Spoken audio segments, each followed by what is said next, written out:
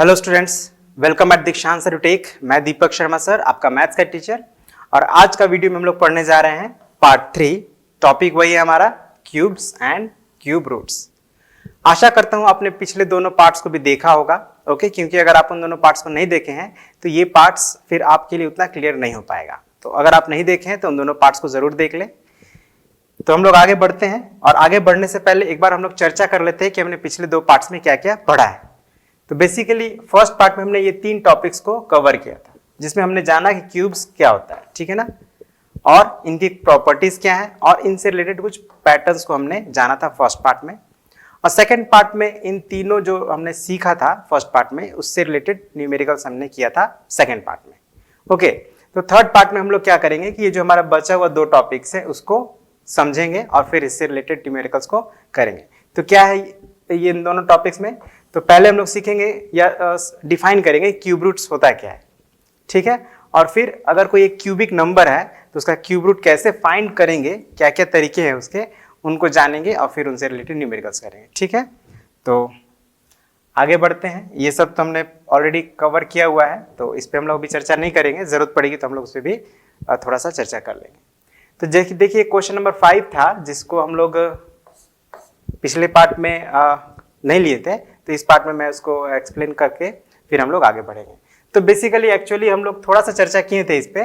करना क्या है हमें इसमें क्वेश्चन में कि हमें एक स्मॉलेस्ट नंबर फाइंड करना है जिसको मल्टीप्लाई करने पर, है ना, ये हमारा जो गिवन नंबर है वो परफेक्ट क्यूब हो जाए। मतलब ये गिवन नंबर एक परफेक्ट क्यूब नहीं है, लेकिन हमें एक ऐसा स्मॉलेस्ट नंबर फाइंड करना है जिसे मल्टीप्लाई कर देने पर ये गिवन नंबर हमारा एक परफेक्ट क्यूब हो जाए। तो क्या करेंगे इस सिचुएशन में, हमें प्राइम फैक्टराइजेशन करना है गिवन नंबर का, ठीक है। तो प्राइम फैक्टराइजेशन करते हैं। जैसे हमारा ये नंबर है 37044, तो देख रहे हैं ये इवन नंबर है तो 2 से डिविजिबल होगा, राइट। 2 6 18,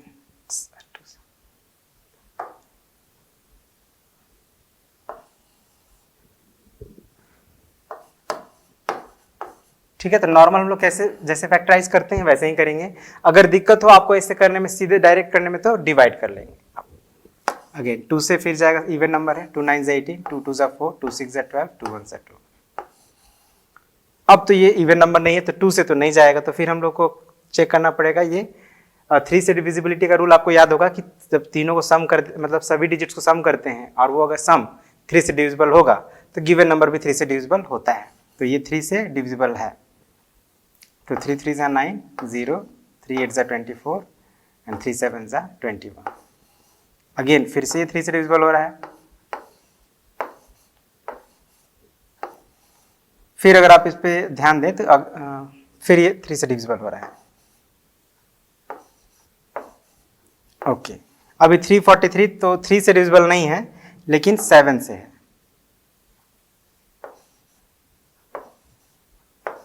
अगेन 49 भी 7 से डिविजिबल है। तो जब हमने इसका प्राइम फैक्टराइजेशन किया तो हमें क्या मिला,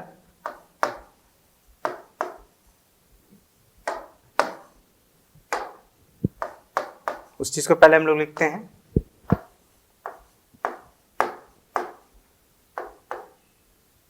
two times 2 times 3 times 3 times 3 times 7 times 7 times 7। तो अब आप यहाँ पे ध्यान देंगे, जो प्राइम फैक्टराइजेशन पे अगर आप ध्यान दें तो 3 टाइम्स है, 7 3 टाइम्स है। हम लोग चर्चा किए थे कि जब हम किसी परफेक्ट क्यूब का प्राइम फैक्टराइजेशन करते हैं तो जो उसके हर एक फैक्टर है वो 3 टाइम्स अपीयर होता है, या फिर मल्टीपल ऑफ 3 टाइम्स, ठीक है। जब भी हम किसी परफेक्ट क्यूब का प्राइम फैक्टराइजेशन करते हैं तब, ठीक है। तो यहां पे ये एक परफेक्ट क्यूब नहीं, क्योंकि आप देख रहे हैं कि 2 जो है वो 3 टाइम्स अपीयर नहीं हुआ है, लेकिन हमें इस नंबर को परफेक्ट क्यूब बनाना है। तो परफेक्ट क्यूब बनाने के लिए हमें क्या करना पड़ेगा, ये 2 को 3 टाइम्स अपीयर होना चाहिए। तो ऑलरेडी ये 2 टाइम्स है, एक टाइम्स अगर और यहाँ पे 2 मल्टीप्लाई हम लोग कर दें तो ये क्या हो जाएगा, परफेक्ट क्यूब बन जाएगा। तो क्लियरली आपको समझ में आ रहा होगा कि हमको 2 से ही मल्टीप्लाई करना पड़ेगा। तो अब इसी बात को हम लोग लिख लेंगे clearly, the required smallest number is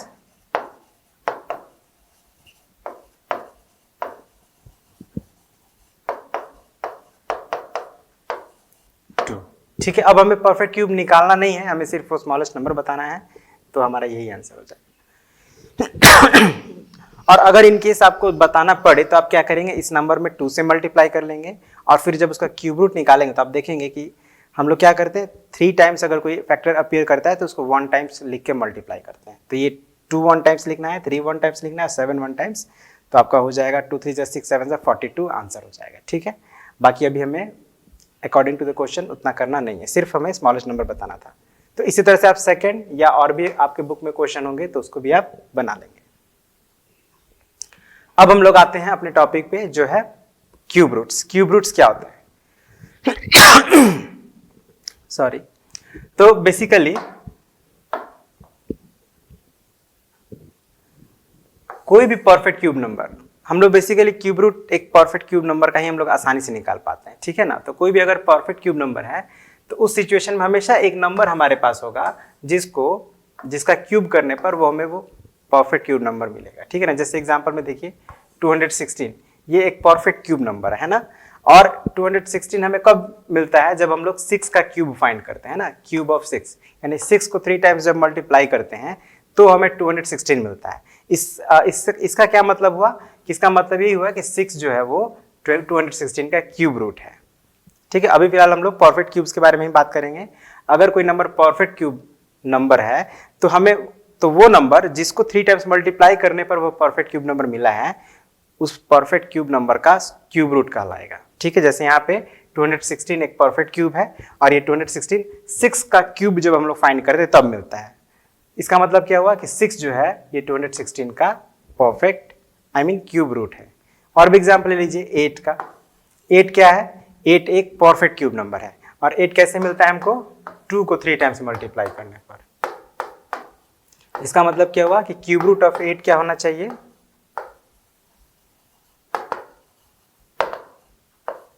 2 होना चाहिए, क्योंकि 2 को 3 टाइम्स मल्टीप्लाई करने पर 8 आता है। उसी तरह 27 एक क्यूब रूट नंबर है, परफेक्ट क्यूब है। तो अब 27 कौन से नंबर को 3 टाइम्स मल्टीप्लाई करने पर आता है, तो 3 को 3 टाइम्स मल्टीप्लाई करने पर आता है। मतलब 27 का क्यूब रूट क्या होगा, 3 होगा। तो ठीक है, जैसे स्क्वायर रूट था वैसे ही क्यूब रूट है। ओके, अब हम लोग इसको निकालेंगे कैसे, क्या क्या तरीके हैं। तो बेसिकली 3 मेथड्स हैं किसी परफेक्ट क्यूब का क्यूब रूट फाइंड करने का। पहला है प्राइम फैक्टराइजेशन मेथड। तो प्राइम फैक्टराइजेशन मेथड जैसे हम लोग स्क्वायर रूट निकालते थे प्राइम फैक्टराइजेशन मेथड से, सिमिलर वैसा ही है ना। स्क्वायर रूट में हम लोग क्या करते थे, पेयर, हर एक फैक्टर का पेयर होना चाहिए। अब यहाँ पे पेयर नहीं होगा, ट्रिपलेट्स होगा, मतलब 3 टाइम्स अपीयर होने चाहिए। ठीक है ना, हर एक फैक्टर। और सक्सेसिव मेथड है, सक्सेसिव सब्ट्रैक्शन मेथड। तो हम लोग स्क्वायर रूट भी निकालने के लिए ये मेथड यूज करते थे।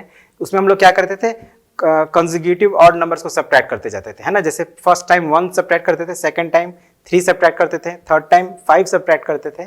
तो इसमें थोड़ा नंबर चेंजेस है, वो हम लोग अभी जब बनाएंगे तो समझ में आएगा। और एक होता है एस्टिमेशन मेथड। तो एस्टिमेशन मेथड हम लोग तब बना पाएंगे जब हम लोग को एटलीस्ट कुछ प्रॉपर्टीज पता हो, जैसे कि वंस प्लेस, जैसे हम लोग पढ़ रहे थे ना कि अगर किसी नंबर के वंस प्लेस पे 1 होता है तो उसके क्यूब के वंस प्लेस पे भी 1 ही आएगा।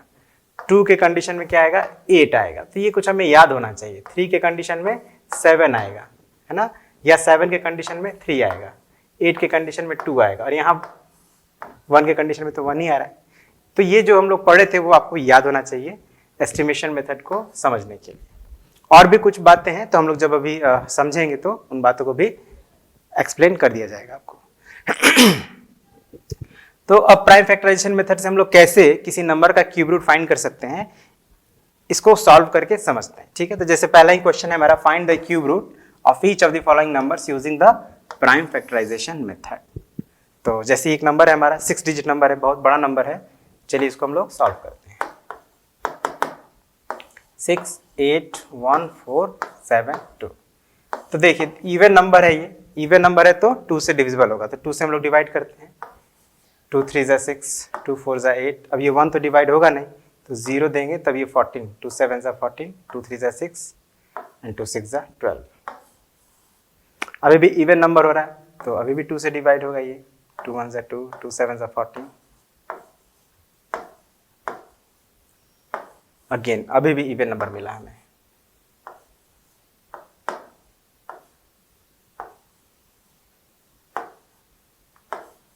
तो अभी इवन नंबर ही मिलता जा रहा है हम लोग, है ना।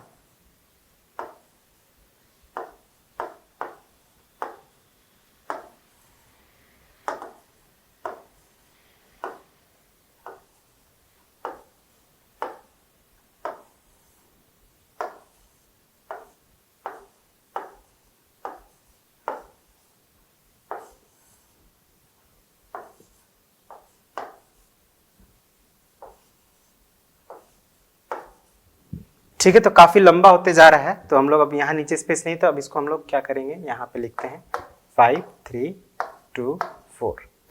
और अभी भी ये इवन नंबर, तो अभी भी ये 2 से डिवाइड होगा।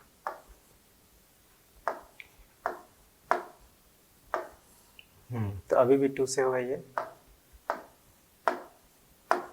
अब आपको याद होगा ये 1331 ये हमारा 11 का क्यूब होता है, तो इससे कुछ आइडिया लगे कि 11 से डिविजिबल होगा। ठीक है, तो 11 1 से 11, 11 2 से, ठीक।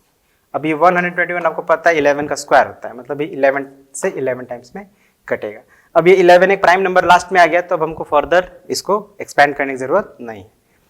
तो इससे हमें क्या मिल गया, अब इतना प्राइम फैक्टराइजेशन किए हम लोग, तो उस चीज को लिख लेते हैं। Thus 6 8 1 4 7 2 is equal to, okay, तो 2 कितना टाइम्स अपीयर हुआ है, 1 2 3 4 5 6 7 8 9 एंड 11 3 टाइम्स।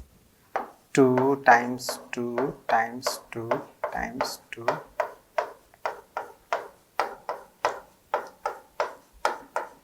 ओके, 9 टाइम्स ये हो गया 2 एंड 3 टाइम्स 11। अब हमें क्यूब रूट फाइंड करना है, राइट। तो एक बात अभी मैंने आप लोग को नहीं बताया था, आप ध्यान रखिएगा। क्यूब रूट अगर किसी नंबर का फाइंड करना हो, जैसे इमेजिन करिए क्यूब रूट ऑफ एक्स। अगर क्यूब रूट ऑफ एक्स के लिए सिंबल हमें यूज करना है, तो जैसे हम लोग स्क्वायर में यूज करते थे वैसे ही यूज करेंगे, बस यहाँ पे हमको 3 लिख देना है। ठीक है, क्यूब रूट है तो क्यूब के लिए 3 लिख देंगे, स्क्वायर के लिए हम लोग कुछ नहीं लिखते थे, बट क्यूब के लिए हमें यहाँ पे 3 मेंशन करना है, ये बात ध्यान रखिएगा, ये सिंबल यूज करना है। तो उसी तरह से हमें इस नंबर का क्यूब रूट निकालना है, तो क्या करेंगे, इस नंबर को इस जो क्यूब रूट का सिंबल है उसके अंदर लिखेंगे, 6 8 1 4 7 2। और जब क्यूब रूट निकालेंगे तो हमें क्या करना है, हर एक 3 टाइम्स, अगर कोई फैक्टर 3 टाइम्स अपीयर हो रहा है तो उसके लिए एक बार लिखेंगे। अब यहाँ 2 3 टाइम्स अपीयर हुआ तो उसके लिए एक बार 2 लिख दिए, फिर अगेन ये 3 टाइम्स अपीयर हो रहा है तो फिर एक बार लिखेंगे, फिर 3 टाइम्स अपीयर हुआ है तो फिर एक बार लिखेंगे, और 11 3 टाइम्स अपीयर हो रहा है तो 11 को भी एक टाइम्स लिखेंगे। मतलब कोई फैक्टर अगर 3 के मल्टीपल्स में है, जैसे ये 2 9 टाइम्स अपीयर हुआ है, तो 9 को आप 3 से डिवाइड कर दीजिए, 3 होगा, तो इसका मतलब कि 2 को हम लोग को 3 टाइम्स मल्टीप्लाई करना है, और 11 3 टाइम्स ही है तो 3 को 3 से डिवाइड करेंगे तो 1 होगा, यानी कि 11 को 1 टाइम्स मल्टीप्लाई करना है। अब जो आपको ये मिला फैक्टर्स, इन सबको आप मल्टीप्लाई कर देंगे, 88 हो रहा है। सो 88 इज द आंसर। तो आई होप समझ में आ गया होगा आपको क्या करना है। जैसे हम लोग स्क्वायर रूट बनाते थे वैसे ही यहाँ भी करना है। स्क्वायर रूट में हम लोग पेयर को, एक पेयर के लिए एक बार लिखते थे, यहाँ पे एक ट्रिपलेट के लिए एक बार लिखेंगे, 3 बार के लिए एक बार लिखेंगे। समझ गए? बस इसी तरह से आप किसी भी नंबर का cube root prime factorisation method से फाइंड कर सकते हैं। लेकिन जैसे कि आपने देखा बहुत लेंदी मेथड है, कभी कभी बहुत लंबा समय लग जाता है, तो उस समय को बचाने के लिए हमें ये एस्टिमेशन मेथड यूज कर सकते हैं। लेकिन अब यहाँ पे प्रॉब्लम क्या है कि ये चीज क्लियर होना चाहिए कि given number is a perfect cube. ये मेथड सिर्फ और सिर्फ परफेक्ट क्यूब नंबर्स के लिए ही यूजफुल है। ठीक है, चलिए तो हम लोग नेक्स्ट मेथड को समझते हैं, जो है हमारा सक्सेसिव सब्ट्रैक्शन।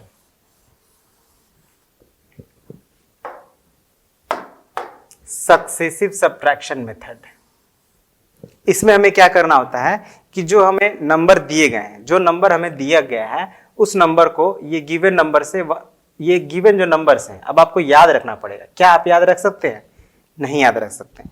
तो अगर आप भूल जाते हैं तो उसके लिए आपको ये एक इसका जनरल फॉर्म याद रखना पड़ेगा। चलिए मैं इसको बाद में एक्सप्लेन करूंगा, पहले हम लोग इस मेथड को यूज करके क्यूब रूट फाइंड करना पहले सीख लेते हैं, फिर मैं आपको बताऊंगा कैसे ये नंबर हम लोग फाइंड आउट कर सकते हैं। तो जैसे पहला है हमारा ए, 343। तो सबसे पहले हम लोग क्या करेंगे कि इस नंबर में से 1 को माइनस करेंगे। यहाँ पे सीक्वेंस में सबसे पहला नंबर हमारा 1 है, तो 1 माइनस किए क्या हो गया 342। अब 342 में से क्या माइनस करना है, तो सीक्वेंस में जो सेकंड नंबर है वो क्या है 7 है, तो इसमें 7 माइनस कर दीजिए, तो हो जाएगा 335। उसी तरह से 335 के बाद अब 7 के बाद 19 है, तो 19 माइनस करिए, क्या हो जाएगा 335 में से 19 माइनस करेंगे आप तो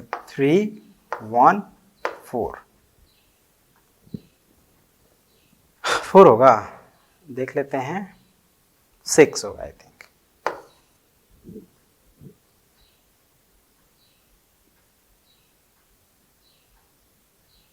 यस 316 होगा। अब 316 में से क्या माइनस करना है हम लोग को, तो 19 के बाद का सीक्वेंस क्या है हमारा 37 है, तो इसमें से 37 माइनस करिए, तो अगेन 16 में से 7 आप माइनस करेंगे तो ये हो जाएगा 9 और 30 में से 3 माइनस करेंगे तो 27 हो जाएगा। ठीक है, तो 279 हो गया। बहुत केयरफुली करना पड़ेगा, अगर ऐसे आप नहीं कर पा रहे हैं तो क्या करेंगे रफ में करेंगे, लेकिन गलती नहीं करेंगे। ठीक है, अब 37 के बाद हमें क्या माइनस करना है 61 माइनस करना है, तो 61 माइनस करिए 9 माइनस 1 8 7 माइनस 6 1। ठीक है 218 हो गया। अब अगेन 218 जो आ रहा है उसी में से माइनस करना है, 218 में से क्या माइनस करेंगे 91 माइनस करेंगे, तो 91 जब आप माइनस करेंगे तो हो जाएगा 8 माइनस 1 7 127 समथिंग, राइट।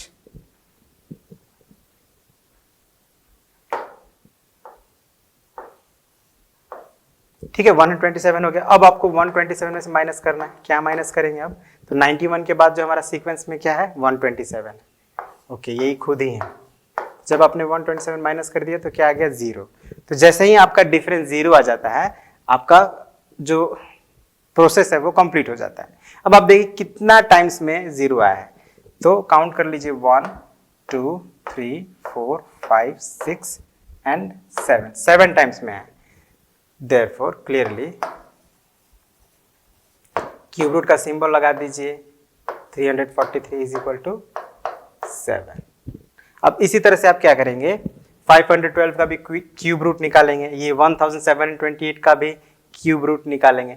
तो ज्यादा आपको, आप देख रहे हैं कि 4 डिजिट नंबर है, बड़ा नंबर है, लेकिन आपको ज्यादा से ज्यादा क्या 4 स्टेप और एक्स्ट्रा 4 स्टेप और लगेगा, आपको बहुत ज्यादा नहीं लगेगा, और आप आंसर फाइंड आउट कर लेंगे।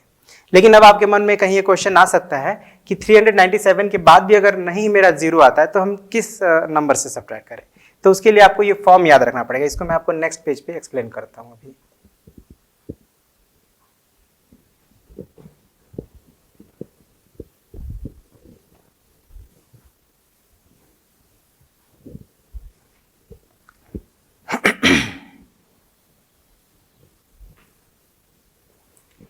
ठीक है, अब आप जैसे 397 आपने सब्ट्रैक्ट कर लिया, लेकिन फिर भी आपका आंसर 0 नहीं है, तो फिर अब आगे आप क्या सब्ट्रैक्ट करेंगे, तो उसके लिए हमें ये याद रखना है 3n into n minus 1 plus 1। अब ये 397 कितने नंबर पर है देखिए, तो काउंट करिए, तो 1 2 3 4 5 6 7 8 9 10 11 नंबर पे है, मतलब हमको 12th नंबर चाहिए, तो क्या करेंगे n की जगह पे 12 रख देंगे। ठीक है ना, 3 इंटू 12 माइनस 1 प्लस 1 क्या हो जाएगा 36 इंटू 11 प्लस 1। अब इसको मल्टीप्लाई करें,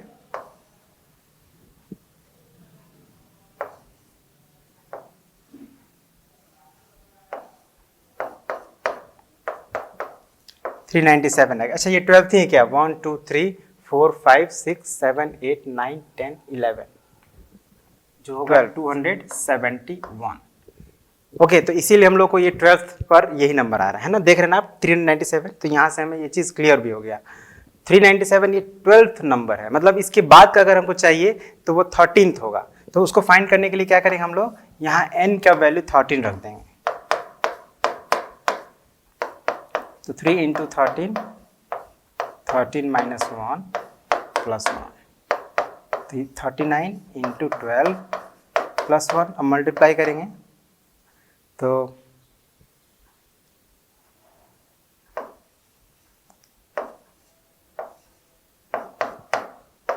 469। ठीक है, मतलब अगर 397 भी सब्ट्रैक्ट करने के बाद जीरो नहीं आता है तो फिर उसके बाद हम लोग क्या सब्ट्रैक्ट करेंगे, 469। और फिर इसके बाद वाला टर्म क्या आएगा, तो हमें n की प्लेस पे नेक्स्ट टाइम इसके बाद वाला वैल्यू निकालने के लिए हम लोग क्या करेंगे, इस n के प्लेस पे 14 रखेंगे। 14 रख के फिर उसको सॉल्व कर लेंगे, जो आएगा फिर वो वैल्यू आ जाएगा। इसी तरह से n का वैल्यू हम लोग अकॉर्डिंग टू द सिचुएशन अपना चेंज करते जाएंगे, 13, 14, 15, 16, और हमें नेक्स्ट वैल्यू मिलता जाएगा। लेकिन उतना की जरूरत अभी नहीं पड़ेगी आपको, है ना। बस ये इतना नंबर्स भी अगर आप याद रखते हैं और अगर भूल भी जाते हैं तो ये पैटर्न आप याद रखते हैं तो आप खुद से वो सभी नंबर्स को फाइंड आउट कर सकते हैं, है ना। n के प्लेस पे 1 रखिएगा तो ये 1 हो जाएगा, n के प्लेस पे 2 रखिएगा तो 2 3 जा 6। चलिए एक तो करके देख ही लेते हैं। 3 इंटू 2, 2 माइनस 1 प्लस 1, सॉल्व करेंगे तो क्या हो जाएगा, 6 इंटू 1 प्लस 1, 6 प्लस 1 7। देख रहे हैं आप, n का वैल्यू 2 रखे हम लोग को 7 आया, और सीक्वेंस में सेकंड हमारा जो नंबर है वो क्या है, 7 ही है। तो इस तरह से हम लोग सीक्वेंस का अगला नंबर फाइंड कर सकते हैं। आई होप आपको समझ में आया होगा। गलती क्या थी, तो ये 271 छूट गया था। ओके, तो अब हम लोग नेक्स्ट मेथड को सीखेंगे। नेक्स्ट मेथड क्या है, तो एस्टिमेशन मेथड। मतलब ये जो क्वेश्चन है हमारा, इसमें हमको एस्टिमेट करके क्यूब रूट फाइंड करना है। Estimate the cube root of each of the following perfect cubes. तो जैसे मैंने आपको बताया था कि जो एस्टिमेशन मेथड है हमारा, उस मेथड का यूज हम लोग तभी करेंगे जब हमें ये चीज क्लियर हो कि जो हमारा गिवन नंबर है वो एक परफेक्ट क्यूब है ना। अगर आप डाउटफुल हैं कि वो नंबर पता नहीं क्यूब रूट है कि नहीं, तो फिर आप ये एस्टिमेशन मेथड से आंसर जो अगर आप निकालेंगे तो वो आपका एग्जैक्ट आंसर नहीं आएगा, ठीक है ना, अप्रॉक्स आंसर आएगा। एनीवेज, तो इसको हम लोग कैसे करेंगे समझते हैं पहले। गिवन नंबर है हमारा 405224।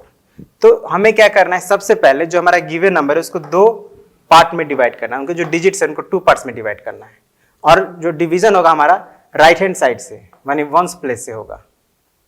ठीक है, तो एक पार्ट में 3 डिजिट हमने रखना है, और जो फिर सेकंड पार्ट में भी डिपेंड करता है कितने डिजिट्स हैं। अब 3 है तो 3, 2 होता तो 2, लेकिन 3 से ज्यादा होता तो फिर हम लोग एक और मतलब हिस्सा करते हैं उसका, है ना। तो ये हो गया हमारा 2 पार्ट। सॉरी, मैंने एक चीज थोड़ा सा गलती बोल दी आपको। 2 ही पार्ट में आपको डिवाइड करना है, जिसमें पहला पार्ट में आपका शुरू का 3 डिजिट होगा, और सेकंड पार्ट में जो बाकी जो बचे हुए डिजिट है वो होंगे आपके। ठीक है, तो यहाँ पे आप देखिए पहला पार्ट में आपने 2 to 4 डिजिट को रखा है, सेकंड पार्ट में 405। अब हमें एस्टिमेट करना है क्यूब रूट ऑफ 405224।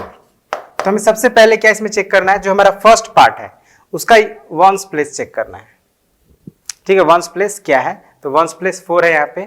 तो आप जानते हैं कि किसी परफेक्ट क्यूब के वंस प्लेस पे अगर 4 होगा तो उसका क्यूब रूट के वंस प्लेस पे भी 4 ही होना चाहिए। आई थिंक 4 का 4 ही होता है। अगर आप भूल रहे हैं तो आप देख लीजिए 4 का क्यूब करके क्या होता है, 64 होता है, 4 ही आ रहा है। ठीक है, मतलब कि वंस प्लेस पे 4 हो गया।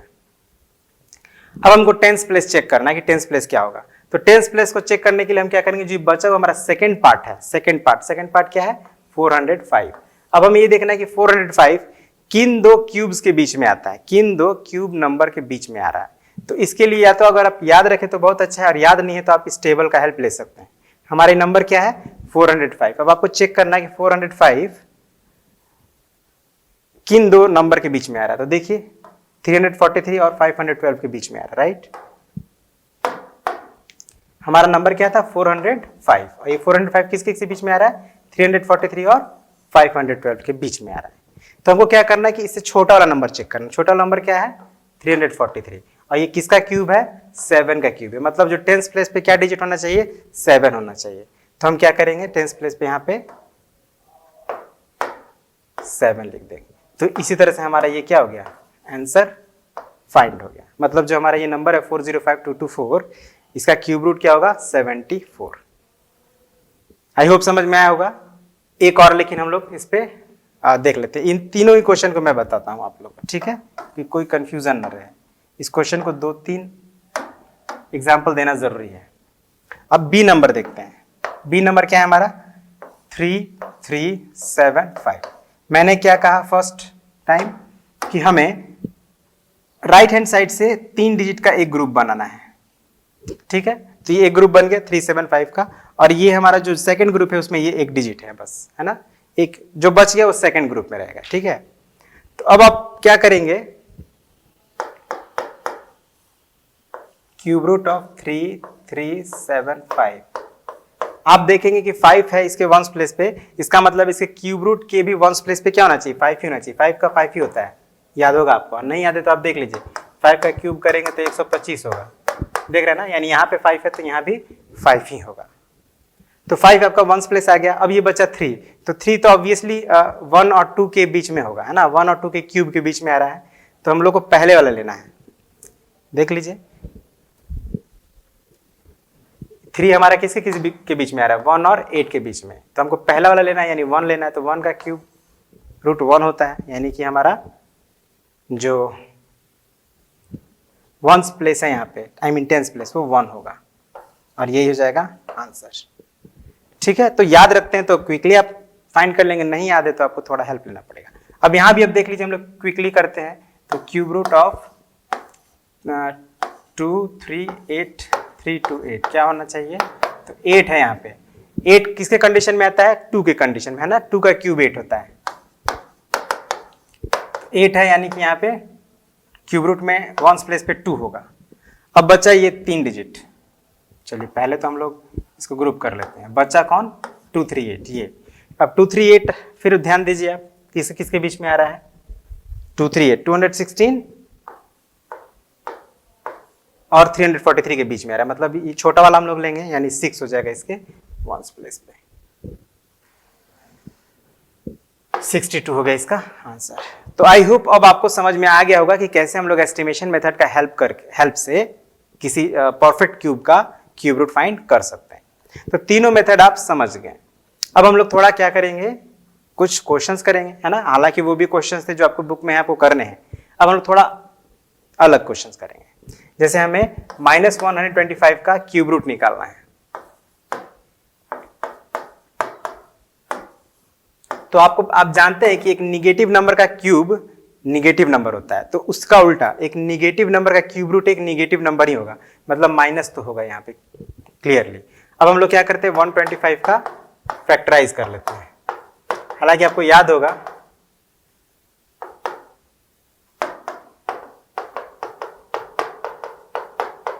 हो गया, therefore cube root of -125 is equal to -5, ठीक है ना। 3 अगर 3 टाइम्स आ रहा है तो उसको 1 टाइम्स लिखते हैं, मालूम है। तो 5 3 टाइम्स अपीयर हुआ है, तो उसका क्यूब रूट में वो 1 टाइम आएगा।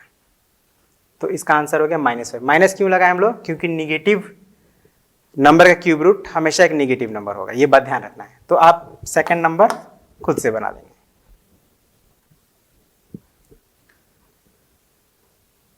ओके, अब ये number 5 using the rule.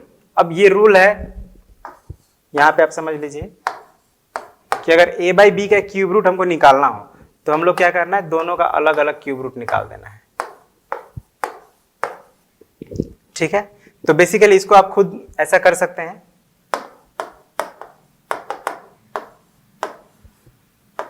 Three four three by 125 is equal to cube root of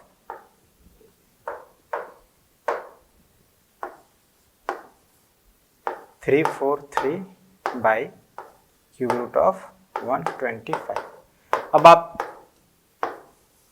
343 का जब आप फैक्टराइज करेंगे तो 7 इंटू 7 इंटू 7 होगा। आप रफ में करके चेक कर सकते हैं।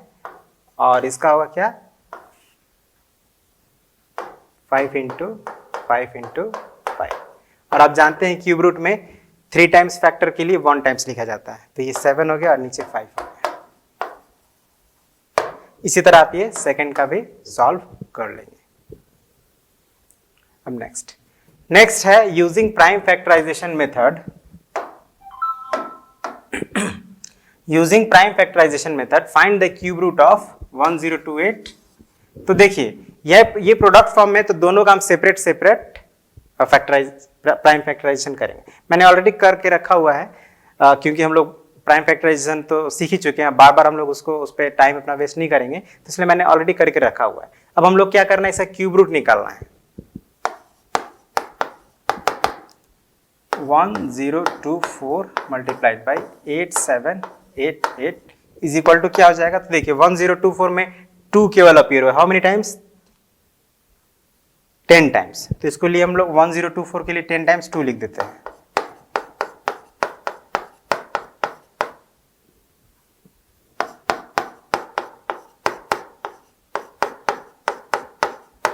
ठीक है, ये हो गया हमारा 1024 के लिए। अब 8788 के लिए हम लोग ऑलरेडी किए हुए हैं, तो आप देख सकते हैं यहाँ पे 2 टाइम्स 2 है और 3 टाइम्स 13 है।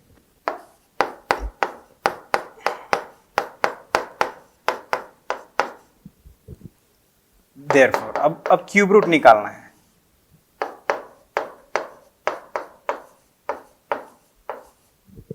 तो ऑब्वियसली कैसे करेंगे हम लोग, हर वो फैक्टर जो 3 टाइम्स है उसके लिए 1 टाइम्स लिखेंगे। अब ये मल्टीप्लाई में आप इसको अलग अलग नहीं समझेंगे, ये अब समझ लीजिए कि इसी का पार्ट हो गया, तो आप एक साथ काउंट कर सकते हैं या ट्रिपलेट का ग्रुप बना सकते हैं। कितना ग्रुप बना, ये अब इसमें आ जाएगा, और फिर ये तो 2 का कितना ट्रिपलेट बना है, 1 2 3 एंड 4, तो 2 को 4 टाइम्स लिखेंगे, और 13 का 1 बना है तो 13 को 1 टाइम्स लिखेंगे। अब इसी को मल्टीप्लाई कर देना है,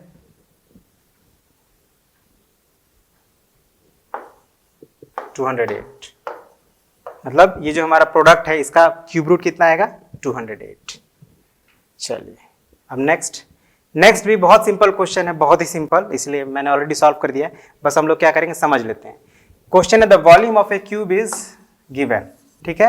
अब हमें साइड निकालना है, तो याद रखिएगा किसी क्यूब का वॉल्यूम अगर मालूम हो, ये हमारा मीटर क्यूब यहाँ पे लगा देते हैं, तो साइड निकालने के लिए हम लोग क्या करेंगे, उसका क्यूब रूट निकालेंगे, जो वॉल्यूम है उसका क्यूब रूट निकालेंगे। तो हम लोग क्यूब रूट निकाल लें, यहाँ पे आप देख लीजिए। तो अब देखिए यहाँ पे 5 3 टाइम्स है और 11 भी 3 टाइम्स है, तो क्या होना चाहिए, 5 × 11 मीन्स 55 मीटर। अब मीटर क्यूब में है वॉल्यूम, तो साइड क्या होगा, मीटर में होगा। ठीक है, बहुत ही सिंपल था। अब नेक्स्ट केस बेस्ड क्वेश्चन है, तो ये बहुत ही सिंपल है, मैं आपको एक्सप्लेन कर दे रहा हूं, आप इसको स्वयं बना लेंगे। तो बेसिकली देखिए ये जो है ना, ये सब पूरा स्टोरी है, कुछ नहीं, इसमें कुछ भी नहीं है, क्वेश्चन ही हम लोग डायरेक्ट पढ़ते हैं। By what smallest number should 5400 be divided so that the quotient is a perfect cube? ऐसा क्वेश्चन हम लोग बनाए थे पार्ट 2 में, याद होगा आपको। ठीक है ना, हमें क्या करना है, इसका प्राइम फैक्टराइजेशन करना है, और जो फैक्टर जिसका पेयर नहीं लग रहा है, जिसका ट्रिपलेट नहीं बन रहा है, उसका हम लोग को उसी नंबर से डिवाइड कर देना है, और डिवाइड करने के बाद जो नंबर आएगा उसी का क्यूब रूट फाइंड करना। बहुत ईजी, लेकिन चलिए एक बार हम लोग पढ़ लेते हैं ना। A stadium is a place or a venue where outdoor sports, concerts और other events are organized। मतलब स्टेडियम आप लोग अक्सर सुनते हैं, स्टेडियम क्या होता है, एक प्लेस है या एक मतलब वेन्यू कही या प्लेस कही, बात एक ही है, जहाँ पे आउटडोर स्पोर्ट्स जैसे क्रिकेट, फुटबॉल, ये सब स्पोर्ट्स उसमें ऑर्गेनाइज किए जाते हैं, है ना। कॉन्सर्ट्स में जिसमें गाना होता है, बजाना होता है, और उसी तरह से और भी कोई इवेंट्स उसमें ऑर्गेनाइज किए जाते हैं। कि कहाँ पे किए जाते हैं, स्टेडियम में। अब स्टेडियम जो होता है, it consist of a field और ए स्टेज। अब जो स्टेडियम होता है उस फील्ड का बना होता है या फिर उसमें एक स्टेज बना होता है, पार्टली और completely surrounded by a tiered structure. अभी जो स्टेडियम होता है या तो पार्टली मतलब कुछ हिस्सा उसका कवर्ड होगा या पूरा ही कवर होगा, सराउंडेड घेरा हुआ होगा, किससे, तो ए टियर्ड स्ट्रक्चर। अब टियर्ड स्ट्रक्चर क्या होता है, जैसे ऊपर जैसे सीढ़ी आपने देखा है, सीढ़ी टियर्ड स्ट्रक्चर है, और आपने स्टेडियम में देखा भी होगा कि वो सीढ़ी नुमा बना रहता है, तो उसी स्ट्रक्चर को टियर्ड स्ट्रक्चर भी कहते हैं ना। कुछ हिस्सा नीचे रहेगा, कुछ ऊपर होगा, फिर और ऊपर होगा, ताकि जो दूर पीछे बैठे हो उनको भी जो फील्ड है या स्टेज है क्लियरली विजिबल हो जाए, तो उसी को टियर्ड स्ट्रक्चर बोला जा रहा है। वेयर स्पेक्टेटर्स कैन स्टैंड और sit to view the event. अब स्पेक्टेटर्स मतलब दर्शक, देखने वाले, है ना। वो टियर्ड स्ट्रक्चर पे स्पेक्टेटर्स खड़े हो सकते हैं या बैठ सकते हैं उस इवेंट को देखने के लिए। अब the capacity of such stadium is to accommodate 5400 spectators. अब उसी तरह से एक स्टेडियम है जिसका क्षमता है कि 5400 दर्शकों को वो एकोमोडेट मतलब उसमें रह सकते हैं, रहकर देख सकते हैं। अब ये हो गया हमारा एक स्टोरी छोटा सा। अब इसी स्टोरी के बेस पे हमें आंसर करना है। पहला में क्या कि हमें ये बताना है कि 5400 जो नंबर यहाँ पे है इसमें किस नंबर से डिवाइड कर दिया जाए कि परफेक्ट क्यूब बन जाए। तो ऑब्वियसली हमें क्या करना है, यहाँ पे आपने तो बनाया है इस तरह क्वेश्चन 5400 का पहले हम लोग प्राइम फैक्टराइजेशन करेंगे।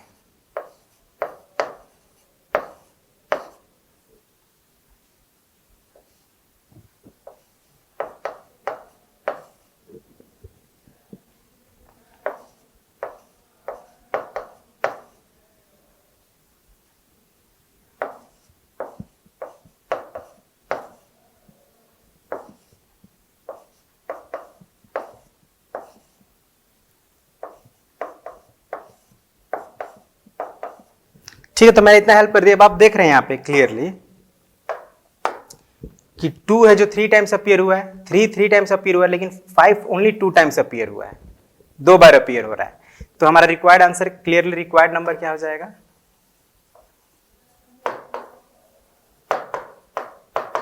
5 × 5, क्योंकि हमको डिवाइड करना है ना, तो डिवाइड करना पड़ेगा, तो 2 बार 5 से डिवाइड करेंगे तभी ना दोनों 5 कैंसिल होगा।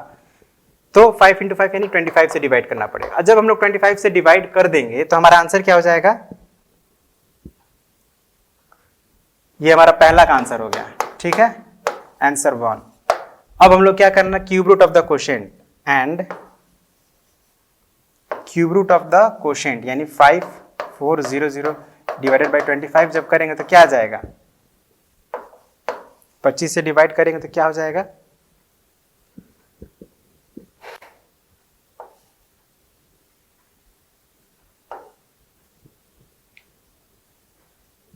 216 होगा। ऐसा क्यूब रूट क्या होता है, तो 6 होता है।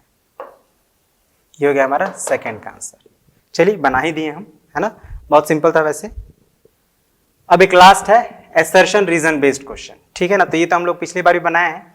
इसमें 4 ऑप्शंस दिए हैं, ये 4 ऑप्शंस क्या हैं ये आप जानते हैं। ठीक है ना, हमें क्या करना है कि एसर्शन और रीजन स्टेटमेंट को सबसे पहले चेक करना है कि क्या ये दोनों ही स्टेटमेंट करेक्ट हैं या नहीं, है ना। अब गलत है तो कौन सा गलत है और कौन सा करेक्ट है ये चेक करना है।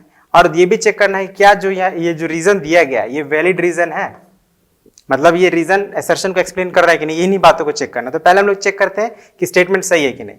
तो if cube root of 8 is 2 then that of -8 is -2, मतलब कह रहा है कि अगर क्यूब रूट ऑफ 8 निकालते हैं तो 2 मिलता है, और उस तरह से क्यूब रूट ऑफ -8 निकालेंगे तो -2 आएगा। तो स्टेटमेंट सही है ना। हम जानते ही हैं कि 8 का क्यूब रूट 2 होता है और -8 चूंकि निगेटिव नंबर है तो निगेटिव नंबर का क्यूब रूट एक निगेटिव नंबर आता है। ये हम लोग पढ़े थे प्रॉपर्टी जब पढ़ रहे थे। तो ठीक है, तो ये बातें सही है ना। एक बार हम लोग देख लेते हैं ऐसा है क्या, ताकि आप भी कंफर्म हो जाए। क्या था यहाँ पे, a cube root of a positive number is positive and the cube root of negative number is negative, यही हम लोग पढ़े थे 5th नंबर प्रॉपर्टी। तो इसी के बेस पे है। तो हमारा पहला स्टेटमेंट हो गया ट्रू। अब रीजन चेक करते हैं, cube root of even number is even and that of an odd number is odd. तो ये भी सही स्टेटमेंट है, ये भी हम लोग पढ़े थे कि इवन नंबर का क्यूब रूट इवन होगा, आई मीन इवन नंबर का क्यूब इवन होगा तो इवन नंबर का क्यूब रूट भी इवन ही होगा, राइट। तो उसी तरह से ऑड नंबर का अगर क्यूब ऑड नंबर है तो ऑड नंबर का क्यूब रूट एक ऑड नंबर ही होगा। ये भी हम लोग प्रॉपर्टी पढ़े थे, इसको भी देख लेते हैं क्विकली। ठीक है, यस, यहाँ पे हम लोग पढ़ते थे ना, cube of an even number is even, cube of an odd number is odd. तो अगर क्यूब इवन का क्यूब इवन हो रहा है तो इवन का क्यूब रूट भी इवन ही होगा। उसी तरह से ऑड का अगर क्यूब ऑड हो रहा है तो ऑड का क्यूब रूट भी एक ऑड नंबर ही होगा। मतलब ये दोनों स्टेटमेंट सही है।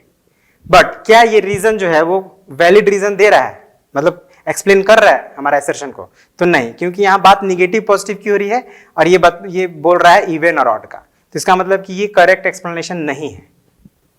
दोनों करेक्ट स्टेटमेंट है लेकिन रीजन जो है is not the correct explanation of the assertion. ये मतलब यहां आंसर हमारा क्या हो गया,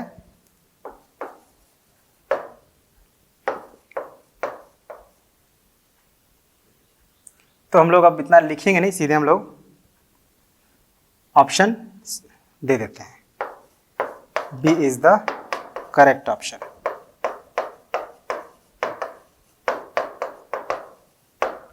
ठीक है, तो इसी के साथ हमारा ये पार्ट भी कंप्लीट हो जाता है। तो हमने लगभग वो सारे चीज़ों को क्लियर कर लिया है जो हमने मेंशन किया था, ठीक है, या जो आपके सिलेबस में है। और एंड आई होप कि आपको समझ में भी आया होगा। ओके, तो इसी के साथ इस वीडियो को यहीं पे एंड करते हैं और मिलते हैं अगले वीडियो में एक अलग टॉपिक के साथ। तब तक के लिए thank you very much and have a nice day.